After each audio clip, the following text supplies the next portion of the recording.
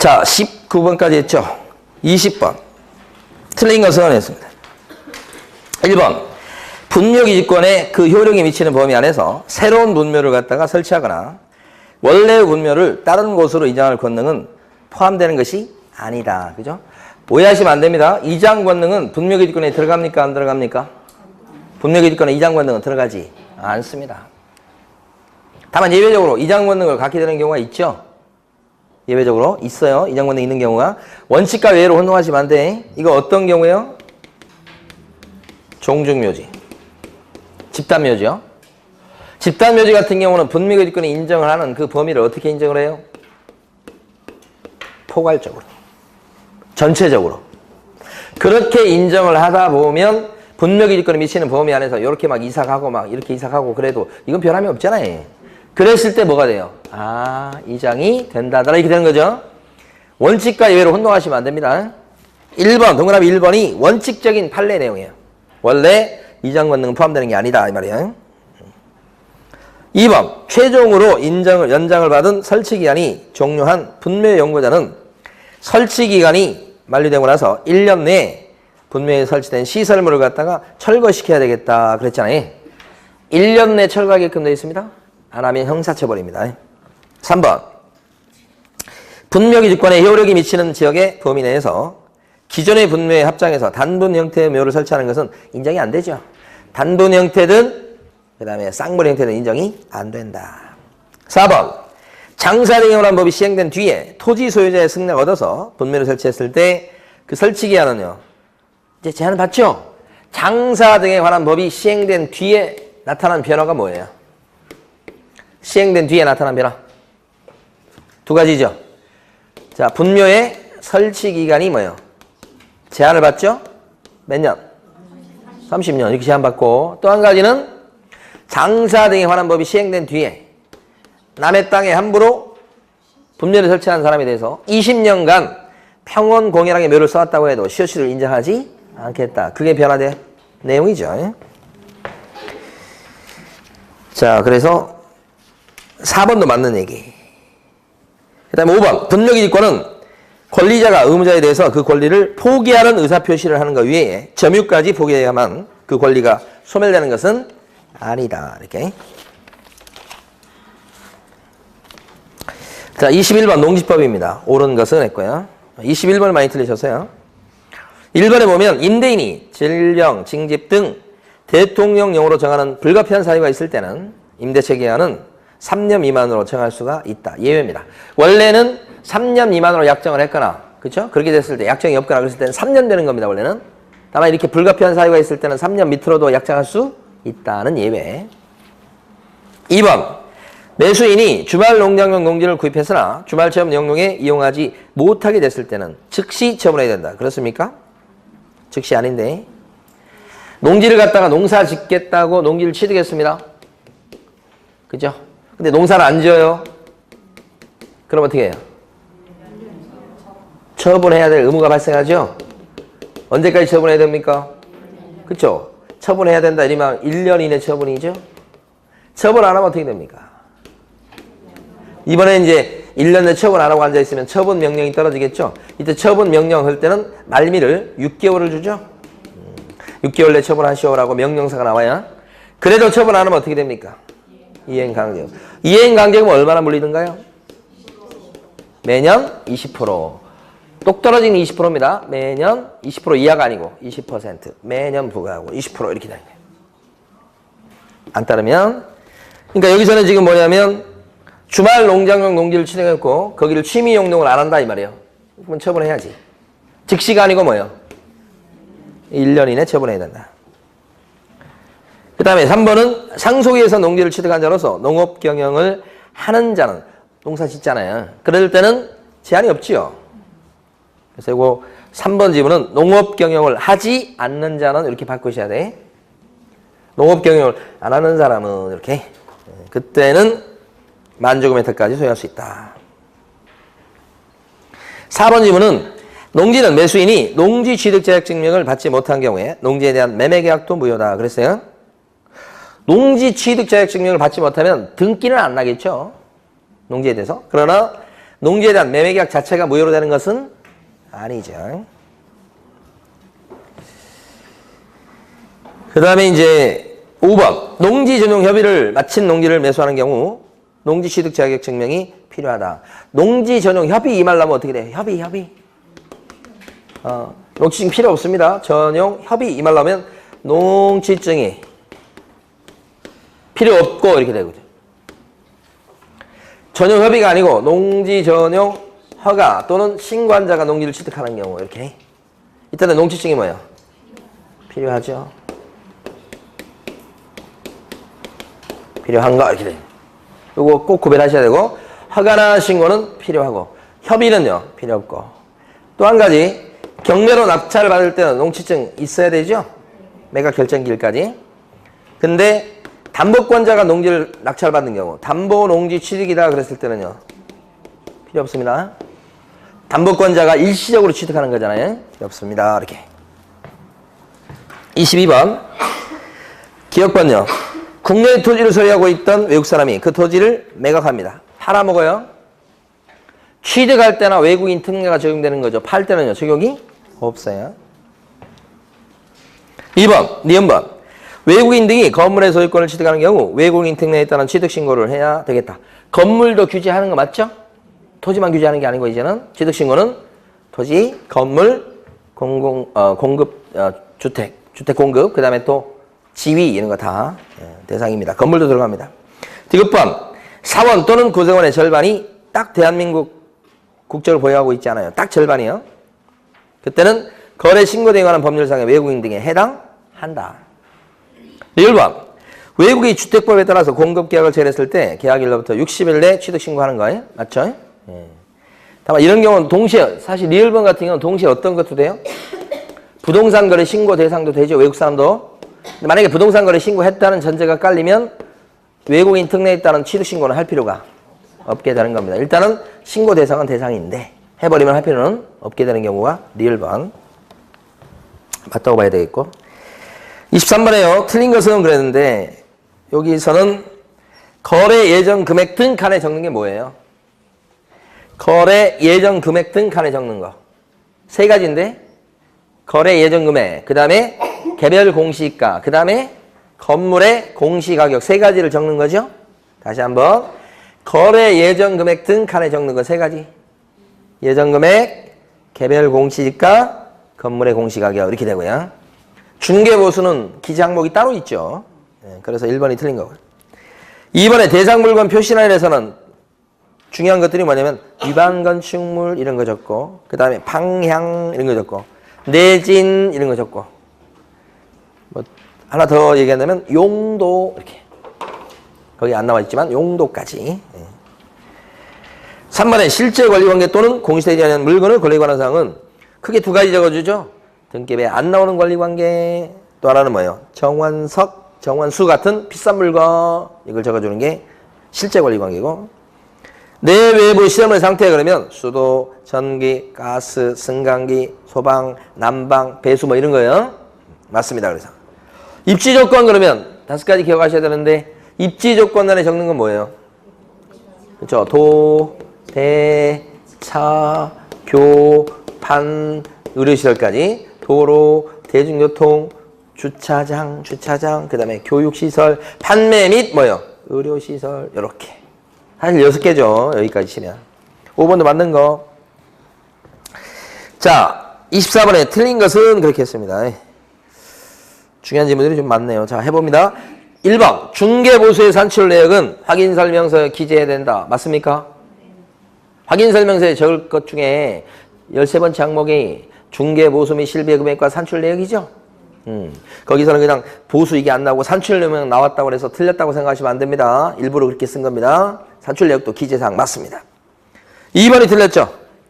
토지 임대차입니다. 임대차이긴 해도 토지는 나머지 물건에 들어가기 때문에 그때는 일방한테 받을 수 있는 중개보수의 한도는 0.8이 아니라 9죠. 토지 매매도 0.9, 토지 임대차도 0.9, 매매, 교환, 임대차 다 0.9, 나머지는 0.9 밖에 없죠.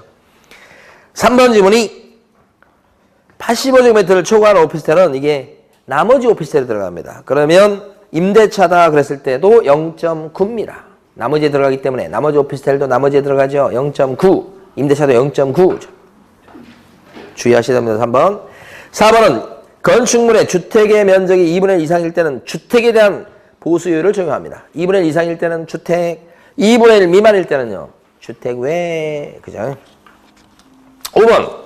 개혁공인회사가 법정한도를 초과해서 중개보수를 받았을 때는 1년 이하의 징역이나 1천만 원 이하의 벌금에 처한다. 이렇게 있어요.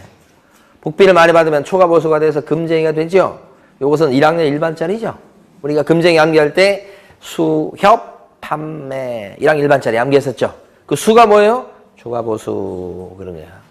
초과실비 1학년 일반짜리입니다. 맞습니다. 5번. 25번요. 동일한 당사자 사이에 매매와 임대차를 갖다가 동일한 기회에 같은 물건에 대해서 이렇게 했을 때 매매 한 건만 받게 되죠. 그죠? 여기서 보면 매도인을, 그 다음에 매수인 을인데, 매수인이 임대인이 그대로 된 거예요. 그러니까 이것은 매입을 해가지고, 매매를 통해서 매입을 한 사람이 그대로 매도인한테 뭐예요? 임대를 놓은 거죠. 이때는 매매 한 건만 받고 임대차 건에 대해서는 안 받죠. 근데 매매건인데 여기 지금 매매가가 얼마예요? 1억 8천이고, 이게 주택일 거니까, 주택에 대해서는 0. 몇 프로가 적용되느냐? 조례표에 따르면 0.5%가 적용되니까요. 90만 원 나왔어요. 한도액 있습니까? 한도액? 82죠. 그러면 이걸 넘어서는 안 된다 이런 뜻이니까 요거 안 되고 요거 80만 원 되는 거지. 자, 근데 문제에서 묻고 있는 것은 일방입니까? 쌍방 총액입니까? 일방이죠. 일방. 자, 26번입니다. 업무정지 사유에 해당하는 것이 아닌 것은. 사실은 업무정지 사유를 우리가 암기한 적이 없어요. 암기하라고 한 적도 없고. 근데 이제 어떻게 문제를 푸셔야 되냐면 업무정지 사유는 업무정지 사유가 절대 안 되는 게 두 개가 있다. 어떤 게 업무정지 사유가 안 돼요? 절등치 사유요. 반드시 등록을 취소시켜버려야 되는 거니까 업무정지는 불가능하죠. 또 한 가지가 뭐예요? 제일 약한 과태료 사유. 여기에 들어가면 업무정지가 안 되는 거죠. 그래서 이걸 통해서 이건 암기하셨을 거예요. 암기하셨을 거고 주로 100과입니다. 이거 주로. 그러니까 1번에 보면 26번에 1번 국토부령이 정하는 전속중개계약서에 의하지 않고 전속중개계약을 체결했다. 이렇게 되면 업무정지예요. 이거 너무 유명해서 많이 아실 거예요. 그 다음에 2번은 부정한 방법으로 개설 등록했다. 그러면 이거 어디 들어가요? 절등치 사유에 들어가죠. 사부중학교 학생 이소양은 최근 1년 이내 성적이 업되더니 결국 2등했다. 그죠? 네, 그러니까 그거. 그러니까 정답이 2번이에요. 업무정지가 불가능하다고요. 3번은 등록하지 않은 인장을 썼다. 개공이. 인장령이 나오면 개공일 때는 업무정지, 소공일 때는 자격정지 했었죠. 4번. 거래계약서 4번을 보존하게 되는데 보존기간이 몇 년인가요? 5년. 보존 안 하면 업무정지. 개업공인인계사가 확인설명서를 보존 안 했습니다. 어떤 사유인가요? 개공이 확인설명서를 갖다가 작성해서 교부하고 3년간 보존해야 되죠? 개공이 확인설명서를 보존 안 하면 어떤 제재를 받나요?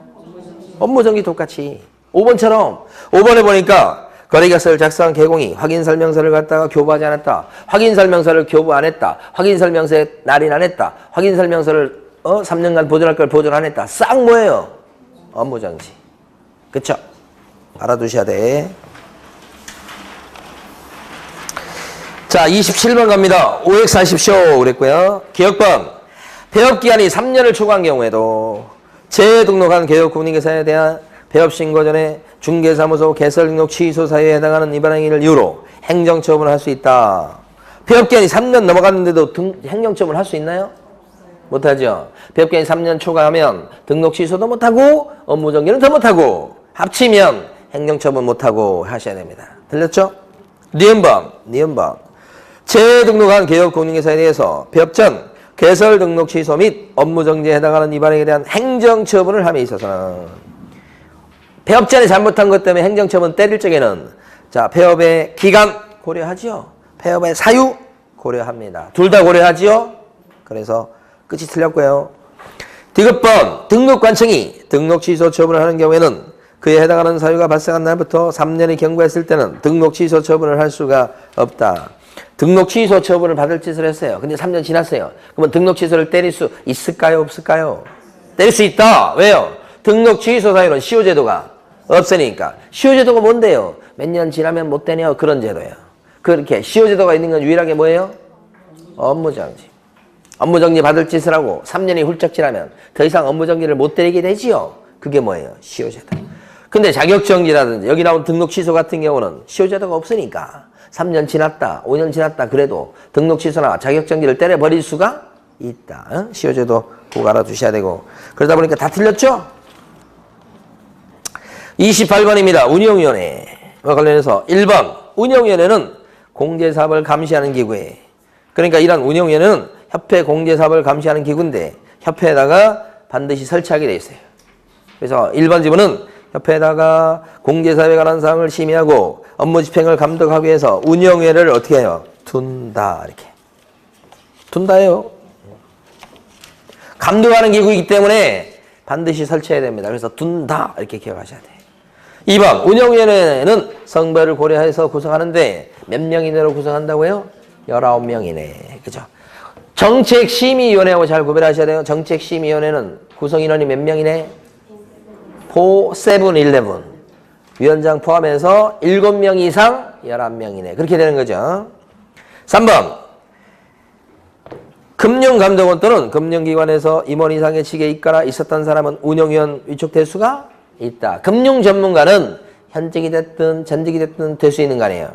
반면에 소비자 단체에서 일하는 사람이 있죠.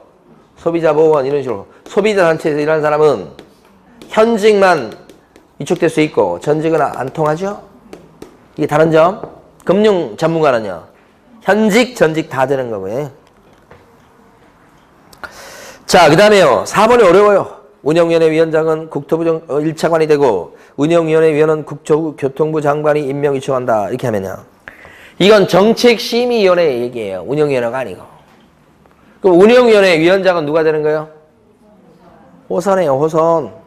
위원장이나 부위원장은 서로 자기들끼리 알아서 뽑아요. 호선한다고요. 그러면 위원들은 누가 임명 위촉해요? 누가요? 국장 아니고 협회 회장이에요. 협회 회장. 협회 회장이 운영위원들을 위촉한다고요. 협회 회장이 이렇게 알아두시면 돼요. 협회 회장. 다음에 협회 회장이 이렇게 위촉하다 보니까 자기하고 잘 알고 있는 사람, 친한 사람만 그렇게 할 가능성이 있기 때문에 협회 회장이 위촉을 하긴 하는데 누구의 승인을 받도록 돼 있어요? 국장의 승인을 받아서 위촉하도록 돼 있습니다. 국장의 검사를 맡으시오 이렇게 돼 있죠? 바로 하는 게 아니고. 자, 좀 어렵습니다. 4번이. 그 다음에 5번은 협회 회장이나 임원인 운영위원 숫자는 즉 협회 관련자들의 운영위원 숫자가 다수가 돼서는 안 됩니다. 외부 전문가가 다수를 점해야 되죠. 그래서 협회 구성원들, 협회 사람들은 전체 운영위원 중에 뭐예요? 3분의 1 미만이 돼야 되겠다. 그 숫자 기억하시고. 자, 그 다음에요. 29번입니다. 포상금. 1번은 어디가 틀렸냐면 포상금은 국고에서 보조하는 제도가 있어요. 포상금이 1편이 있고 2편이 있고 그렇죠. 중개사 법령상의 포상금을 물어봤는지 부동산 거래 신고 등에 관한 법률상의 포상금을 물어봤는지 잘 구별해서 푸셔야 되고 제일 마지막 문제가 이제 2편. 부동산 거래 신고 등에 관한 법률상의 포상금 제도가 제일 마지막 문제죠. 그래서 포상금 어떤 게 나올지 모르겠는데 하여간 포상금 문제는 무조건 한 문제예요. 네. 사실 여기 나와 있는 29번 문제보다는 제일 마지막 문제가 더 출제 가능성이 높은 거죠. 실제 가능성으로 봤을 때는. 어쨌든 29번 보시면 중개사 법령상 포상금 제도는 전부를 국고 보조하는 제도는 존재하지 않습니다. 일부만 보조할 수 있죠. 100분의 50 이내. 그게 50%까지란 뜻이에요. 50%까지 보조할 수 있다. 이렇게. 2번은 맞고요. 1인당 50만 원 하면 절대 안 됩니다. 조심하셔야 돼요. 한 건당 50입니다. 3번. 등록관청은 포상금 지급 결정을 하고 결정일로부터 2개월 내 지급하는 게 아니고 1개월 내 지급이죠. 근데 이때는 1개월 이내 지급한다고 돼 있지만 자, 제2편 부동산 거래 신고 등에 관한 법률에서는 여기 나온 것처럼 특징이 이렇게 나라에서 국고에서 50%까지 보조한다는 이 제도 자체가 없습니다. 그 다음에 여기는 1개월 내 지급하는 거지만 여기는요 2개월 내 지급하는 거 이런 것들이 차이점이죠. 1편과 2편의 차이점. 이걸 이렇게 여기 낼 적에 여기 걸 갖다 쓸 가능성이 높아요. 조심하셔야 돼. 자, 그 다음에 4번은 등록관청은 포상 대상에 해당하는 자가 행정기관에서 발각되기 전에 등록 관청이나 수사기관에 신고 또는 고발한 자 모두에게 포상금을 지급한다 그랬어요. 포상금을 모두에게 지급한다. 그렇게 되면 안 되는 것이 여러 사람이 신고 고발했는데 1등으로 신고한 사람, 2등으로 신고한 사람 있을 때 나중에 포상금을 누구한테만 준다고 돼 있어요? 1등한테만. 그럼 신고 고발했습니다만 2등이나 3등은 돈을 못 받죠? 모두에게란 말이 그래서 틀린 거죠. 확실하게. 5번. 포상금은 해당 신고 사건에 관해서 검사가 뭐예요? 불기소 처분했을 때 지급한다. 불기소 처분했을 때는 안 주지. 그죠? 불기소하고 비슷하게 검사가 무혐의 처분을 했을 때도요. 포상금을 줍니까? 안 나옵니다. 이때도.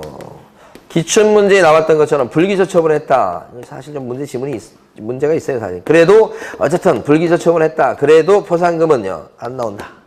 포상금 안 나옵니다. 이게. 그런데 그 반면에 무죄 판결을 받았다. 이런 것이 지문에 계속 나오고 있어요. 무죄 판결 받으면 그 전에 공소 제기가 됐다는 얘기예요. 공소 제기가 됐으니까 재판 넘어가서 무죄 나오고 이렇게 한 거야. 무죄 판결 나도 어떻게 포상금은 받지요. 공소 제기된 게 있기 때문에 무죄 판결 받았을 때는 포상금 나오고 무혐의는 안 나오고 이거 잘 구별하셔야 돼요. 자, 그 다음에 30번입니다. 1년 이하의 징역이나 1천만 원의 벌금에 처할 수 있는 사유가 아닌 것은 그죠?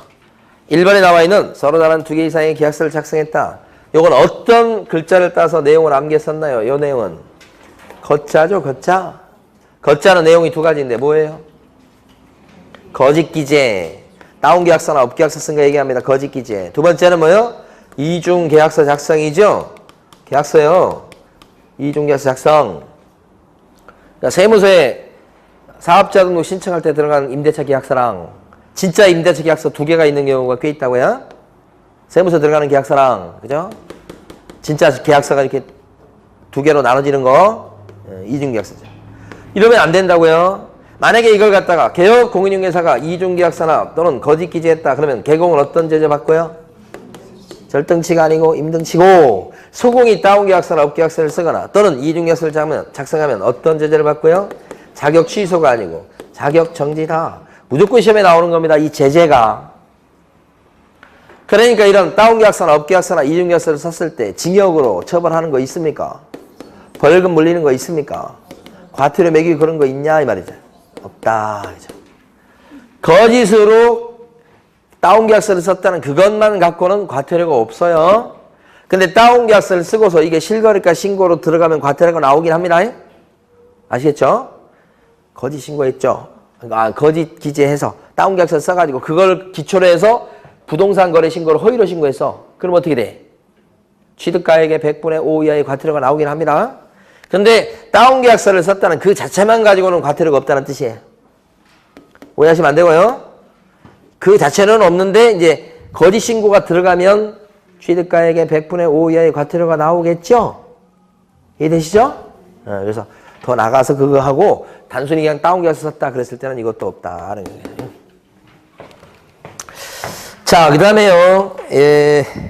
그래서 1번은 징역 벌금이 없어요. 그렇지만 2번은요. 어디에 동그라미를 쳐야 될까요? 2번. 아닌 자가 어쩌? 아닌 자에다가 딱 동그라미 치면 1학년 일반이죠. 1학년 일반인 아닌 비양화. 임시이사 2등 이소는 수협에서 판매하는 사이다차를 좋아한다. 요거 했었잖아요. 3번은 어디에다가 동그라미를 딱 쳐야 될까요? 아랍의 숫자 2하고 뒤에 뭐요? 소 이렇게. 4번은요. 어디에 동그라미 칠까요? 몇 자? 이렇게. 5번은요. 임시. 그렇죠. 다 1학년 일반짜리들입니다. 자, 31번 가시겠습니다. 31번에 1번 보면 그러니까 한 번도 나온 적이 없어요. 과태료는 질서 위반행위 규제법에 따라 부과 징수한다. 징수 얘기 나왔죠? 부과 징수는 어느 법에 따라 부과 징수한다고요? 질서 위반행위 규제법.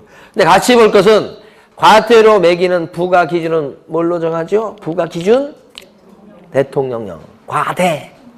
부과 기준, 과태료 부과 기준 그러면 대통령령. 과태료 부과 징수 절차 그러면 질서 위반행위 규제법. 구별하셔야 되지. 2번. 폐업 전 개공에 대한 과태료 처분의 효과는 이런 거 나오면 너무 좋아요. 과태료 처분의 뭐예요? 효과는 언제부터 1년간 승계되는 거예요? 처분 일로부터 1년이지. 폐업일 아니고 처분이. 그걸 우리가 암기할 때는 효, 처, 일승. 그죠? 이걸 꼭 써먹을 수 있으면 좋겠습니다. 시험장에서. 효, 처, 일승. 3번요. 그러니까 2번이 틀린 겁니다. 그래서 폐업일이 아니고 처분일. 3번. 최근 1년 내 이 법에 의해서 3번 업무 정지를 받은 경우 그리고 나서 다시 과태료 처분에 해당하는 행위를 했습니다. 다시 뭐요? 이거 뭐예요? 좀 어려워요, 이게. 지금 업무정지를 내리 3번 받았죠? 그다음 업무정지를 내리 3번 받고 다시 뭐요? 과태료 받을 짓을 한 거죠? 최근 1년 이내 몇 번 누적된 겁니까? 4번. 4번 누적됐을 때부터 뭐가 돼요? 임등치. 그러니까 등록 취소할 수 있다 이런 뜻이에요. 아시겠죠? 등록 취소할 수 있다 그러니까 등록 취소 안 하고 뭘 때릴 수 있어요? 업무정지. 때릴 수 있죠? 그래서 정답은 업무정지 명할 수 있다고 했으니까 맞는 거예요. 예? 이거 절등치 아니라고 질문하면 안 돼, 이제. 옛날 다 설명했어. 예? 이것 때문에 절등치라고 생각하면 안 돼요. 더 이상 설명드릴 시간이 없어. 이거 아니요. 끝에가 뭘로 끝나야 절등치와 해간? 업으로. 업으로 끝난다. 이러면 어떻게 돼? 업, 과, 다시 업무정지 받을지. 이건 뭐예요? 이건 업으로 끝났지만 절등치 아니잖아. 3번이 안 되기 때문에. 그러니까 어떻게 돼요? 임등치, 이것도. 임등치입니다, 이것도. 4번. 벌금과 과태료는 병과할 수 있다, 없다? 없다. 벌금 물리고, 과태료 물리고, 그러면 죽어버려요, 우리 중개사법은. 그렇게는 못 살아. 그런 뜻이에요, 이게. 최근에 어떤 그 대통령은 징역 살고 벌금 100억 받고 그러더라고요. 그게 법에 따라서 그렇게 되어 있으면 가능해요. 근데 우리 중개사법은 그런 게 없다고. 중개사법에서 징역도 살리고 벌금도 물리고 그런 거 없다고. 벌금 물리고 과태료도 물리고 그런 거 없다고 중개사법은. 없으니까 못하는 거야. 단지 그뿐이야. 있으면 할 수 있어. 자, 그 다음에요. 5번 양벌 규정은 소속 공인중개사가 과태료 부과 대상인 행위를 했을 때 적용되지 않는다. 이게 무슨 얘기냐면 소공이 과태료 물었으니 개공 너도 과태료야. 그런 게 없다고 해요. 양벌 규정이라고 하는 것은 소공이나 보조원이 징역 벌금 받을 짓을 했으니까 덩달아 그것 때문에 개공도 벌금으로 같이 처벌하겠다. 그게 양벌 규정이지. 과태료하고는 양벌 규정하고는 아무 관련성이 없다는 뜻이. 기출문제 2번이나 나왔던데요. 5번 같은 거 틀리시면 안 됩니다, 이제. 32번 틀린 것은 그렇습니다. 부동산 거래 신고할 때 부동산 거래계약서 4번을 제출합니까? 제출하지 않습니까? 일반적으로 실거래가 신고할 때 계약서 4번 내요, 안 내요? 안 내는 겁니다. 다만 예외적으로 계약서 4번을 내는 경우가 있긴 있죠. 예외적으로. 어떤 경우에요? 어떤 경우에 거래계약서 4번을 첨부하게 돼 있어요? 어떤 경우에? 신고를 일방이 거부했을 때죠. 거부했을 때, 일반이 거부했을 때, 그때는 계약서 4번을 내는 게 있긴 있죠. 근데 그거 아닌 한 원칙적으로 거래 신고할 때는 계약서 4번 첨부하지 않습니다. 2번 소공은 전자문서로 부동산 거래계약 신고서의 제출을 대행할 수 있다. 그럴 수 있나요? 전자문서로 안 돼. 제출할 수 없죠? 그래 맞는 거예요. 소공이 제출 대행을 할 수 있지. 근데 전자문서는 못한다 이 말이에요. 3번 당사자 중 일방이 국가나 지방자치단체 또는 대통령령으로 정하는 LH공사 그런 경우에는 누가 신고해야 돼? 국가 등이 신고해야지. 4번 개업공인중개사가 부동산 거래 신고를 하는 경우 당사자는 신고서에다가 서명 또는 날인하지 않는다. 개공이 신고한다는 얘기는 중간에 개업공인중개사가 계약서 써주고 중개활동을 했다는 얘기예요. 그럴 때는 당사자는 신고 의무 자체가 없죠. 당사자는 신고서에다가 서명 또는 날인 안 합니다. 그래서 4번 맞는 겁니다. 5번 부동산 거래 신고를 받은 신고관청은 신고 내용을 확인한 뒤에 신고인에게 신고 필증을 어떻게 주죠? 지체 없이 발급이요. 이렇게. 자, 33번요. 정정 신청할 수 있는 사항에 해당되지 않는 거. 자, 정정 신청 사항을 물을 수도 있고 변경 신고 사항을 물을 수도 있는데 여러분들은 정정 신청 사항은 이건 그냥 거들떠보지 마시고 어떤 것만 기억하세요? 변경 신고. 사실은 정정 신청 사항이나 변경 신고 사항이나 이게 출제 가능성이 높은 건 아닙니다. 아닌데 혹시 나온다면 두 개 다 기억하기 좀 그러니까 이걸 가지고 맞출 수 있도록 하시면 됩니다. 변경 신고 사항에 들어가는 거 암기할 때는 이렇게 치면 조금 바꾼다고요. 치면 조금 변경 이렇게 치면 조금 변경. 이거 두 개를 나눈 이유는 요 치면까지는 정정 신청 사항에도 나오는 거죠. 여기도 나오고 여기도 나오고. 이렇게. 거래 지분 또는 거래 지분 비율이에요. 면자는 뭐죠? 면적 이렇게 돼. 이 두 개는 공통사항. 그 다음에 여기서 조는 뭐예요? 조건 기한이 있을 때 조건 기한. 금자는 두 개인데 거래 금액. 사실 거래 금액이라고 우리가 기억을 하지만 이게 실제 조문에는 거래 가격으로 돼 있어요. 거래 가격 이렇게 써놨어요. 그것도 법을 바꿔서 그렇게 써놨어요. 왜 바꿨는지 모르겠어요. 하여간 거래 가격이 거래 금액. 그 다음에 뭐요? 중도금 또는 잔금 그 지급일 여기잖아. 금자 들어간 거 있죠 여기? 금자예요 금자. 그 다음에 여기서 변경은 두 개인데 매도인 변경 아니면 매수인 변경. 무슨 변경? 매도인 변경 또는 매수인 변경. 매수인 변경이에요. 조심해야 돼요. 매수인 변경만 매도인은 안 들어가고 그 다음에 부동산 변경이요. 매수인 변경 또 하나는 부동산 변경. 그런데 여기서 그냥 변경이라고 하는 것은 어떻게 하는 것만 변경입니까? 제외시키는 것만 변경이다. 이것도 알아두셔야지. 여기까지 나오면 굉장히 어렵게 나온 부분이에요. 예. 그러니까 이 자체가 그렇게 축제의 가능성이 높진 않는데 한번 봐주시기 바라고. 따라서 정정 신청할 수 있는 사항에 들어가지 않는 것은 정답이 눈에 확 띄어요. 조건 기한 4번. 거래 가격 나오면 거래 가격이 답이겠죠? 매수인 변경 그러면 매수인 변경이 답이겠죠? 이런 식으로. 자, 34번입니다. 확인 설명에 대한 설명 중 틀린 것은 됐고요. 3번이 틀렸습니다. 나머지는 한번 읽어보시고. 3번 왜 틀렸어요? 이전 나오면 안 되죠? 취득에 따라 부담할 조세의 종류와 세율을 설명하는 건 취득. 이렇게. 35번이요. 거래계약서의 필요기상 암기를 꼭 해두셔야 됩니다. 그래서 거기 보면 예정 금액은 안 들어가죠? 그렇지만 니은번은요. 어떤 글자를 땄었어요? 인도. 디귿번은 어떤 글자? 교자죠. 교부일자. 제일 시험에 많이 나온 게 디귿번 아니에요. 교부일자. 확인설명에서 교부일자. 교자를 땄었고 마지막 리을번은 면제학이라는 약정이니까 기타 특약이에요. 기타 약정이에요. 들어갑니다. 다. 어떤 게 안 들어가요? 기억번. 기억번 대신에 거래계약서 필요기상이 들어간 게 뭐예요? 거래 예정금액 옆에다가 금인데 구체적으로 뭐라고 쓸 필요가 있어요? 거래금액. 합의된 거래금액. 세 개를 한번 써봅니다. 거래금액 필요기상이죠? 또요. 중요한 거. 계약금액도 들어갑니다. 계약금액. 필요기상입니다. 이것도. 그 다음에 그 뭐요? 지급일자. 요런 게 필요기상이 들어가는 거고. 예정금액은 안 들어간다고요. 그래서 기억번이 그래서 틀린 거 이렇게. 자, 우리 25, 이제 지금 8회죠. 한 26회 때 우리 수강생 같아. 근데 그 수강생분은 한 30대 초반 정도 되는 여성분인데 굉장히 뭐라 그럴까. 이 부동산 투자에 대해서 관심이 많은 그런 학생이었죠. 그런데 이제, 굉장히 공부할 때도 보면 다른 사람은 그렇게 잘 챙기더라고. 그래서 이제 제가 진짜 정말 개인적으로 봤을 때 정말 이 존경하는 수강생인데 그 수강생이 자격증을 따고서 이제 사무실 취직했어요. 한동안 또 학원에서 일을 좀 하다가 취직을 했는데 저 구리 쪽에서 일을 해요. 그런데 이번 주 월요일 날 왔었어요. 가끔씩 찾아와요. 왔는데 이제 얼굴이 굉장히 좋아. 그래서 토지 땅 쪽에서 일을 해. 그러니까 1년에 땅이 얼마나 거래되겠어요? 이쪽 남양주라든지 저쪽 양평이라든지 저쪽은 좀 그래도 좀 거래가 되는 편이에요. 그렇지만 중개업소가 원체 많아야죠. 많이 있으니까 1년에 그렇게 토지 거래가 많이 일어나는 건 아니죠. 예.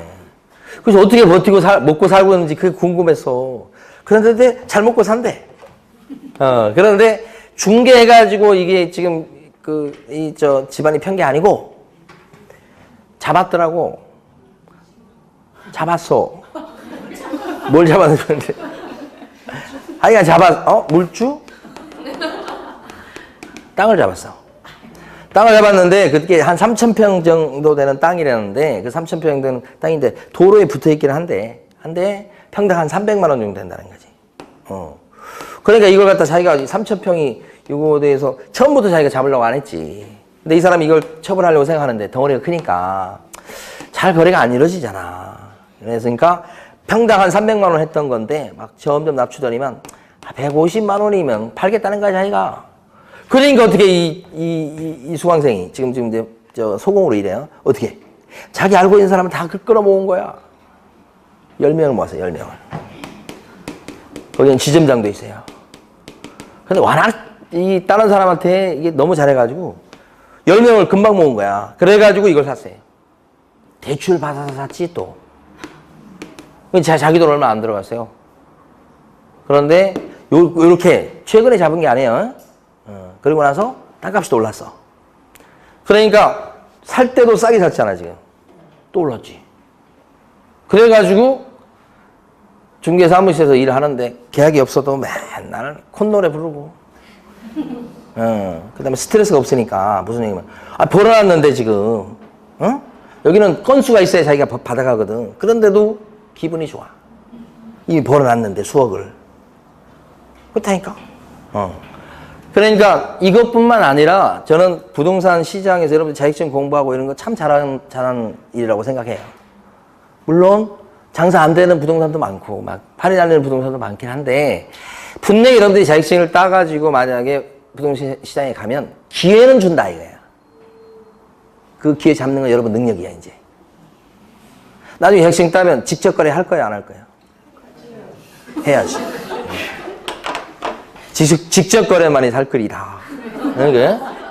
그래서 부자가 되는 거지. 중개, 보수, 복비. 물론 땅은 복비가 좀 크긴 하지만 그래도 일반에서 복비 받아갖고 저축해갖고 뭐 부자 될 수 있겠어요? 그거 갖고 안 되거든. 옛날에 김포에서 그 땅 부자 된 그 사람 같은 경우도 중개, 보수 받아갖고 땅 부자가 된 게 아니야. 부자가 된 게 아니야. 사람이. 괜찮은 거 나오면 잡고. 그리고 또 뽕튀기가 됐지? 그 돈이 또 재산이 불어나니까 그런 물건을 더 많이 잡는 거야, 이게. 그 땅만 자꾸 말씀드려서 그런데 땅이 아니고 일반 주택도 마찬가지.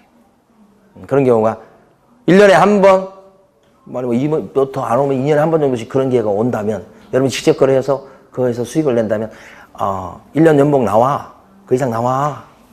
그러니까 부동산은 한 방이라는 소리를 그래서 하는 거예요. 응? 응? 안 걸리게 해야죠.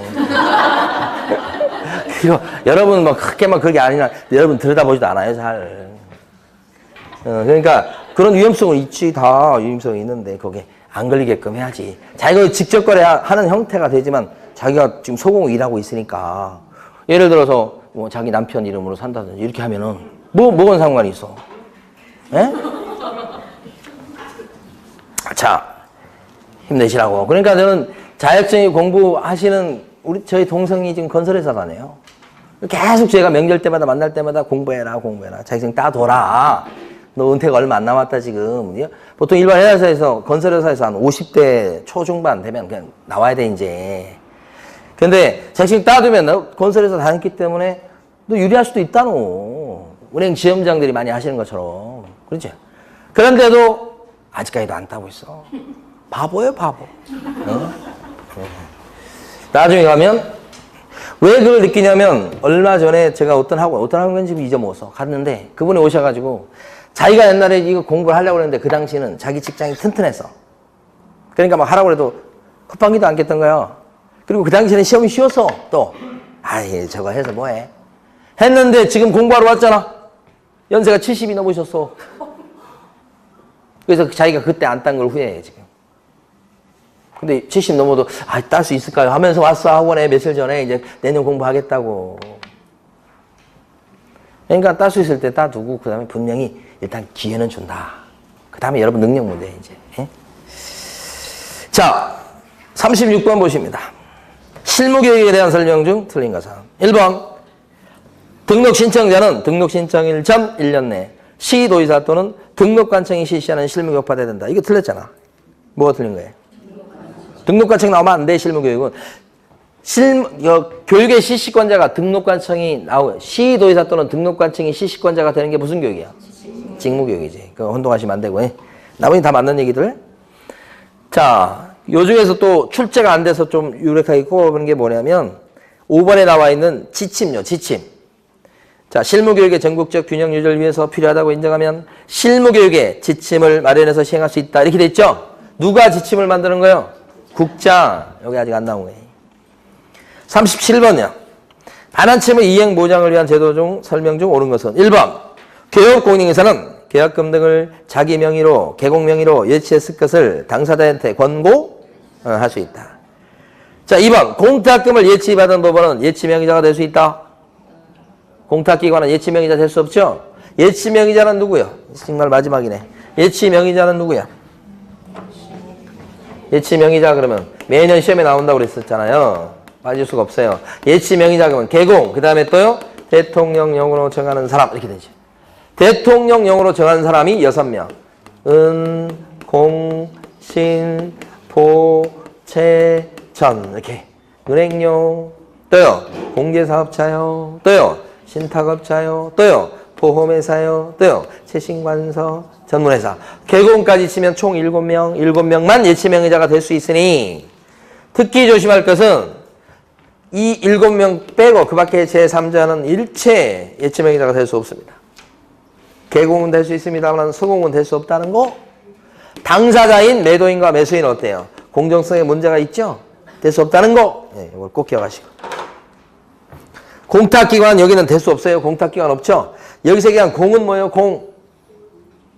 공제사업자입니다. 공탁기관이 아니고 공제사업자 협회 얘기합니다. 공제사업자를 문제를 할 때 공인중개사 협회라고 내기도 합니다. 협회가 공제사업자입니다. 3번에 있는 우체국은요. 예치기관 될 수 있죠? 예치명의자하고 예치기관은 달라요. 예치기관은요. 예치 업무를 봐줄 수 있는 기관이고 금고입니다. 금고. 예치기관 될 수 있는 건 어디예요? 금융기관, 공제사업자, 신탁업자 등이죠. 어디가요? 예치기관. 금, 공, 신, 등. 여기 나와 있는 등자 요것 때문에 예치 업무를 받을 수 있는, 예치 업무를 봐주는 기관은 싹 들어가죠? 그래서 우체국도 들어간다고 해석하는 거예요. 보험회사도 들어간다고 해석하는 거예요. 등자가 있기 때문에 예치기관은 다 될 수 있어요. 그러니까 이것은 별 문제가 안 돼요, 사실은. 예치기관은 다 돼요. 그러니까 예치명의자하고 구별하시고. 그 다음에 4번. 변호사는요, 예치명의자 될 수 있을까? 안 되는 겁니다. 5번. 매도인, 임대인 등은 금융기관, 신탁업자가 발행하는 보증서를 예치명의자한테 교부하고 예치된 계약금 등을 미리 수령할 수가 있다. 아, 이거 사전 수령하는 제도가 있죠? 사전 수령하려면 뭐가 반드시 필요합니까? 미리 돈을 빼오려면 보증서가 필요하죠? 보증서. 이 보증서는 누가 발행하는 보증서가 있어야 되나요? 금융기관하고 신탁업자가 아니고 보증보험회사죠. 금보가 발행하는 보증서가 있어야 되죠? 이러한 보증서를 누구한테 갖다 맡겨야지만 사전 수령할 수 있나요? 예치명의자한테. 예치명의자죠. 거기는 신탁업자 때문에 틀렸습니다. 38번이요. 금쟁이 중 틀린 것은 이렇게 했고요. 2번 지문만 보겠습니다. 2번 지문에 보면 개업 공인중개사가 소유자로부터 거래에 관한 대리권을 수여받은 대리인과 거래 행위를 했어요. 대리인과 계약을 해도 거래해도 직접 거래가 되지요. 수임인과 계약을 하고 거래해도 직접 거래가 되지요. 대리인과 하나, 수임인과 하나, 본인과 앉아서 하나 다 뭐예요? 직접 거래. 근데 이거랑 위임을 받아 대리권을 수여받아 매수 의뢰인, 임차 의뢰인과 계약을 했다. 요거는 틀린 거죠. 위임을 받아 대리권을 수여받아 그러면 개공이 대리인이 된 거죠. 이번에는 대리인과 한 게 아니고 대리인과 한 것은 직접 거래. 근데 대리권을 받아 그 다음에 위임을 받아서 의뢰인과 하는 것은 직접 거래가 아니고 뭐라고 불러요? 일방대리. 두 개를 구별할 줄 아셔야 되죠? 그 착각하면 안 되고. 자, 2번 틀리고요. 39번 가십니다. OX 하십시오. 이렇게 했습니다. 개업권. 공제에 가입한 개업 공인중개사로서 보증기간이 만료돼서 다시 보증을 설정하고자 하는 자는 기간 만료 후 15일 내 재설정합니다. 기간 만료 후 15일 내 아닌데 기간이 만료돼서 재설정할 때는 언제까지? 기간 만료 1까지 재설정해요. 그러면 15일은 언제 나오는 거예요? 15일은 손해가 발생해서 보증기관에서 보증금이 지급된 후에 재설정할 때는 보증금이 지급된 때부터 15일 내 재설정이죠. 그때가 15일이죠. 기간 만료로 인한 재설정은 기간 만료 1까지. 보증금 지급했다는 재설정은 기간 만료 후 보증금이 지급된 때부터 15일 이내 이렇게 하는 거죠. 두 개 구별하시고. 니은번은요. 개공이 중개사무소 개설 등록 이전에 손해배상 책임 보장을 위한 보증보험 또는 공제에 가입하거나 공탁해야 된다. 이렇게 보증 설정하는 거죠. 언제까지 보증 설정해야 됩니까? 개설 등록 이전이 아니고 업무 개시 전. 자, 디귿번. 개업공인인사는 보증보험금 또는 공제금으로 배상을 한 때는 지체 없이 다시 보증을 설정해서 이게 재설정이죠. 등록관청에 신고해야 됩니다. 지체 없이 재설정합니까? 손해배상금이 지급되고 보증금이 지급됐을 때는 언제까지 재설정하죠? 15일 이내 재설정이죠. 지체 없이가 아니고. 그래서 다 틀렸죠? 자, 마지막 40번 문제입니다. 요것은 제2편 부동산 거래 신고 등에 관한 법률상의 포상금 제도고, 이때 포상금이 걸려있는 사람이 누군가를 보면, 자, 이거 출제 가능성이 높으니까 다음 정리해 봅니다. 암기를 하실 때는 거목에 포상금을 준다 이거지. 거목. 근데 요게 거짓 신고죠. 거짓 신고? 허위 신고? 거짓 신고. 이거 토지거래 허가를 받을 걸 안 받을 거 뭐 이런 거요. 목적대로 이용 안 한 거죠, 이것도. 요 두 개가 토지거래 허가 제도에서 나오는 포상금 제도고, 요게 부동산 거래 신고 제도에서 나온 포상금 제도죠. 그래서 거허목 이렇게 기억하시고. 이때 거짓 신고다 그랬을 때는 제재를 보면 취득가액의 얼마요? 5% 이하의 뭘 물립니까? 과태료 물리죠. 토지거래 허가 안 받으면 어떤 제재를 받나요? 2년 이하의 이적이나 30% 이하의 벌금이죠. 꼭 구별할게.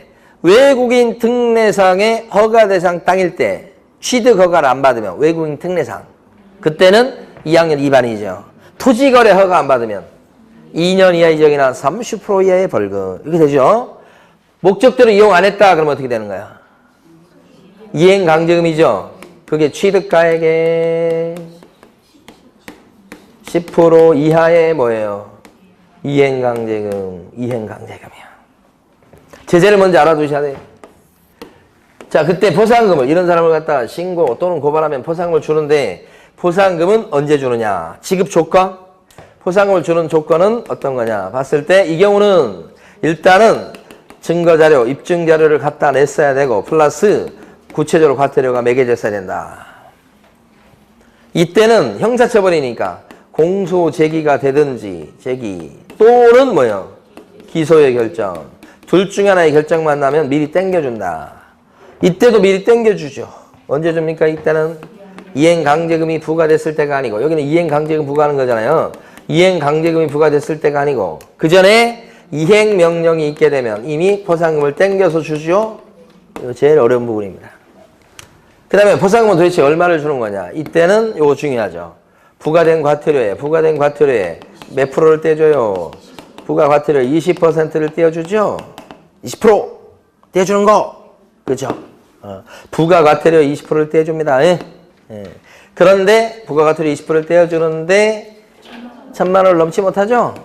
그래서 1,000만 원이 뭐요? 상한선이다. 넘지 못하고. 이때는 얼마요? 별거 없는데 50만 원이요. 이거 얼마예요? 이것도 50만 원이요. 이렇게 되죠. 50만 원 이렇게 되죠. 요게 지금 제2편 포상금 그건데, 중요한 특징, 여기서는 국고에서 보조하는 제도가 여기는 존재하지 않죠. 그리고 지급 신청이 접수된 날부터 언제까지 지급해요? 2개월 이내 지급하는 거고, 또 한 가지는 이 반응이 관여자라든지 공무원이라든지 익명으로 신고하고 고발한 사람, 이런 사람에 대해서는 포상금을 안 줄 수도 있다. 그런 게 있죠. 이 반응이자 이런 사람들은 혹시 스스로 신고 고발했다고 하더라도 포상금을 지급하지 아니할 수 있다. 이런 게 있죠. 이렇게. 그래서 1번 보면 토지거래 허가 또는 변경 허가를 받지 아니하고 토지거래 계약을 체결한 자에 대한 신고 또는 고발한 자에 대해서는 포상금 얼마? 50만 원입니다. 이거요.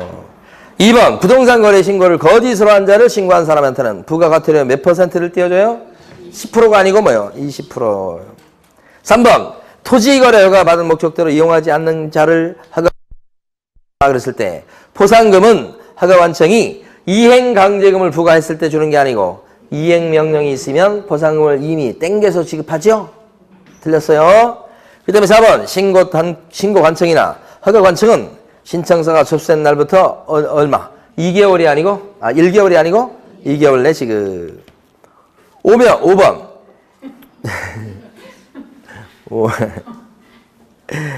마지막에서 눈물이 앞을 가려서 그런가요? 두 명이 각각이란 말로 각각 신고 고발했다 그러면 포상금 어떻게? 먼저를 뭐라 그래? 최초. 그죠?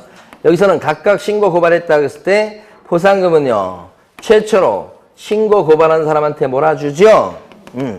2편에서는 각각 신고 고발했다. 그러면 최초로 1등한테 몰아준다. 이렇게 되고, 1편에서는 뭐라 그럽니까? 1편에서는 여러 명이 신고 고발했을 때 각각 신고 고발한 것을 2건 이상의 신고 또는 고발이 접수했다 그러죠? 그때는 최초로 신고 고발한 사람한테 몰아준다 그렇게 하잖아요. 여기서는 2건, 뒤에는 뭐예요? 최초 이렇게 나오잖아요. 여기서는 2편에 가면 어떻게 돼요? 2건 대신에 뭐가 와요? 각각. 그때는 뭐예요? 최초. 균등 그러면 안 되고, 여기는 뭐 또 똑같이 공동으로 신고 고발했다 그랬을 때는 균등 배분한다 이렇게 되는 거죠. 여기도 마찬가지입니다. 공동으로 신고 고발했다 그랬을 때는 똑같이 나눠주죠. 원칙적으로. 물론 합의된 배분 방법이 있을 때는 무조건 합의가 우선하죠. 여기도 저쪽도 마찬가지. 예? 단 합의가 있을 때는 합의가 우선한다. 다 끝났죠? 예. 자, 이제 한 2주밖에 안 남았습니다. 근데 정말 여러분들한테는 중요한 시간이에요. 마지막까지 누가 열심히 하느냐에 따라서 당락이 결정이 될 거니까 마지막 기회를 꼭 잡으시기 바라고, 특히 오늘 이 자리에 수업 열심히 끝까지 들으신 분들, 뭐 다른 분도 열심히 하겠지만, 제가 경험상을 봤을 때 마지막까지 나태하지 않고 하던 일 그대로 해서 마지막까지 수업 들으시는 분들이 합격 확률이 훨씬 높아요. 스스로 하면서 공부하는 것도 좋지만은, 그래서 아마 여러분들 제 생각에는 여기 계신 분들은 저는 100% 합격할 것이라 이렇게 확신합니다. 제가 사진을 찍어줄게요. 100% 합격입니다. 걱정하지 마시고 마무리 잘 하셔서 당일날 시험장에서 이렇게 막 좋은 컨디션 가지고 보는 것도 중요합니다. 그 전날 꼭 잘 잠을 주무셔야 되고, 그런 차원에서 한 2주 정도 남겨놨으면 너무 늦게까지 공부하시는 것보다는, 그죠? 조격을 좀 하세요, 조격. 뜨거운 물로. 잠이 좀 오고, 그렇게 하게끔. 뜨거운 우유 좀 드시고. 그래서 수면제 드시지 말고. 잠을 잘 잘 수 있도록. 지금부터 조금씩 바꿔야지, 갑자기 그냥 하려면 잘 안 됩니다. 조금씩 생활 리듬을 좀 바꿔가시기 바랍니다. 시험 잘 보시고. 합격한 그 모습으로 뵙도록 그렇게 하겠습니다. 네, 수고 많으셨습니다. 네.